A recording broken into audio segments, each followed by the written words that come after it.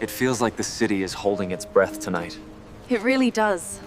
Like something magical is about to happen. I'm so glad we came out. Me too. It feels like a dream.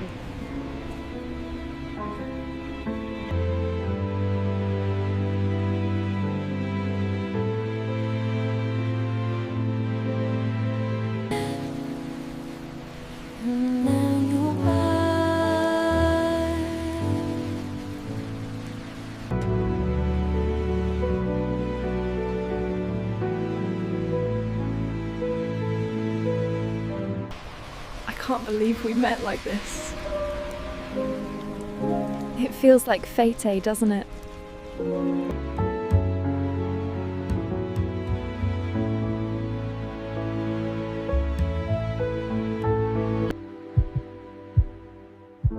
I've wanted to tell you this for so long.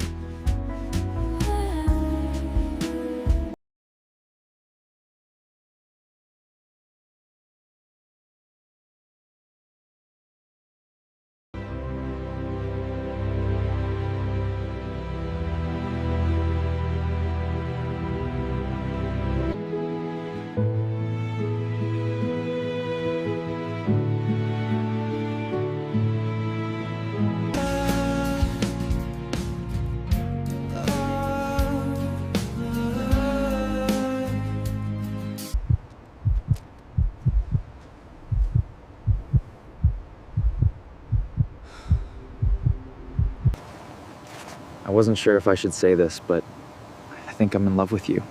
Like Amy? Is this real, Emma? Because if it is, I don't want to let it go.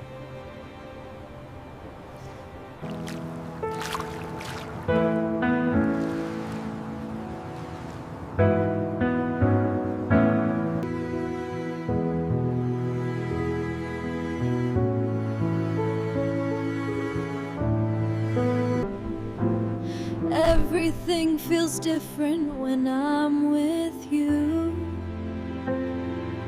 That's how I really feel.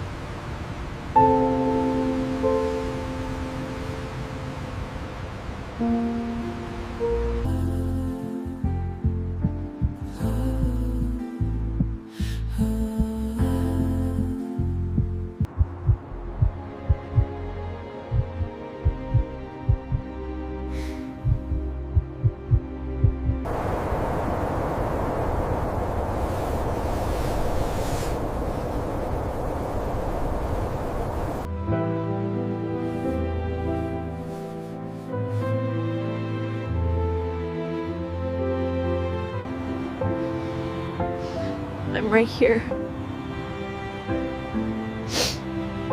I love you.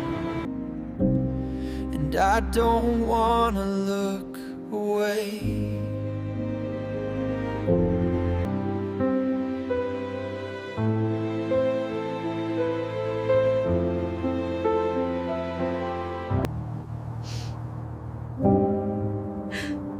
Maybe. This feels sacred, doesn't it? I'm trembling, but I've never been more sure that I want to love you, despite everything we don't know yet.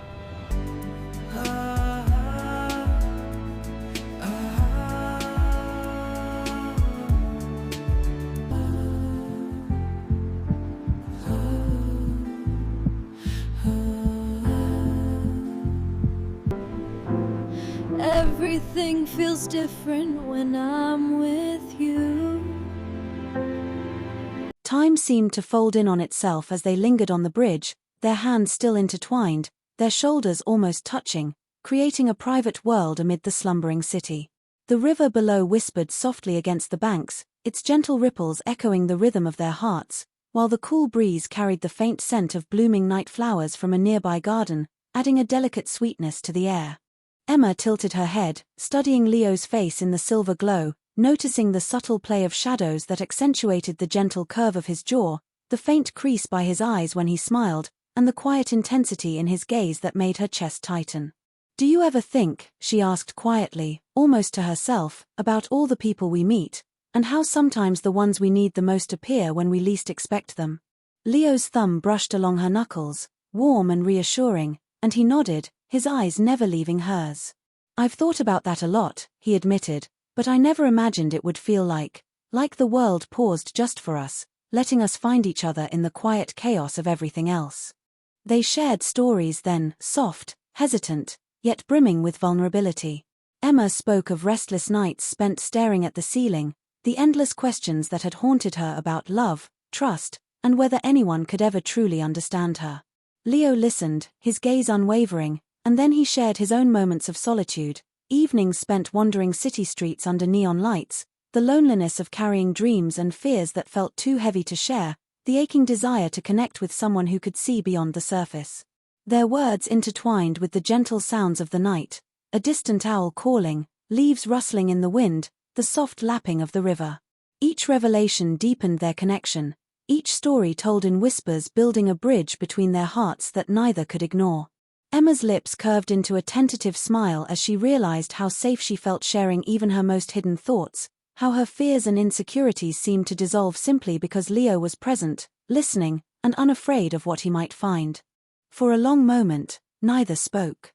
Instead, they let the night carry their silence, the kind of silence that isn't empty but is instead dense with emotion, a shared understanding of unspoken truths. Leo brushed a loose strand of hair from Emma's face, tucking it gently behind her ear, and she shivered, partly from the cold, partly from the sheer intimacy of the gesture. Their eyes locked, and in that gaze, there was acknowledgement of past pain, of longing, of hope. And then, almost instinctively, they leaned toward each other, foreheads touching, breaths mingling in the soft night air. The city around them seemed to melt away, the hum of distant cars, the occasional shout or bark, even the glow of the street lamps faded into irrelevance. All that mattered was this bridge, this river, this moment, this connection that had grown quietly over weeks but now demanded recognition, a claim on their hearts that could no longer be denied. And so, beneath the silver gaze of the moon and the sparkling reflection of countless stars in the river, they stayed wrapped in the intimacy of midnight, their hearts conversing in a language no one else could hear.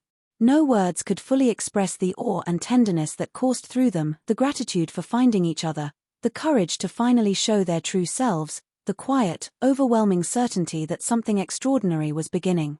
In that moment, Emma leaned slightly closer, resting her head against Leo's shoulder, and he responded by drawing her nearer, a gentle, protective embrace that said everything words could not.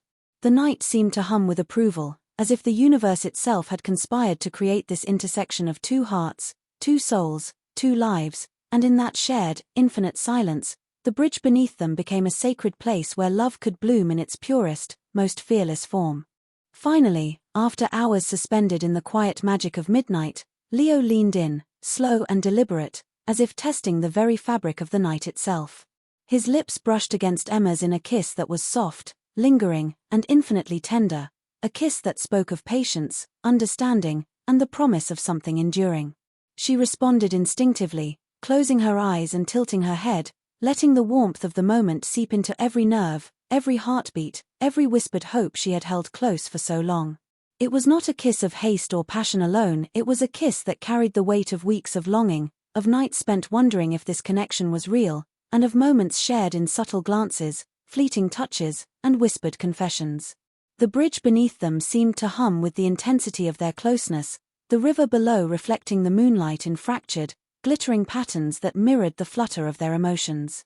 Around them, the city slept, unaware of the quiet miracle unfolding above its streets, and the night itself seemed to lean in, holding its breath in reverent silence. Eventually, they drew apart just enough to rest their foreheads together, eyes half closed, smiles soft and luminous. Emma's lips curved into the gentlest expression of contentment, and Leo mirrored it, their shared breath creating a private rhythm that belonged only to them. "Maybe," Emma whispered, her voice barely audible over the sighing of the river, "midnight isn't just a time of night. It's a time of the heart, a time for courage, a time for honesty and love." Leo chuckled softly, brushing a stray strand of hair from her face, the gesture tender, reverent, and intimate. "Then let's never let it end," he replied, voice low, certain, and imbued with promise. Their hands remained intertwined, fingers laced, as they slowly walked along the bridge, feeling the soft press of each other's warmth, savoring the delicate silence, and letting the first pale light of dawn paint the city in soft gold. Each step felt like a vow, each glance a declaration, and each heartbeat a confirmation that love had been spoken, embraced, and forever transformed in the quiet, sacred hours of midnight. By the time the sun rose fully, spilling its gentle warmth across the river and streets, Emma and Leo had discovered not just a connection, but a sanctuary, a space where their hearts could speak freely, where vulnerability was met with tenderness, and where the ordinary world had no power to intrude.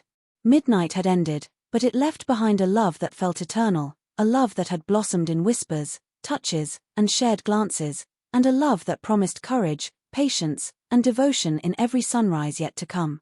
The city awoke around them, but their hearts remained in that suspended, sacred time, knowing that some moments, some kisses, and some confessions are not meant to fade with daylight, they are meant to stay, quietly and infinitely, in the depths of the heart, shaping everything that comes after.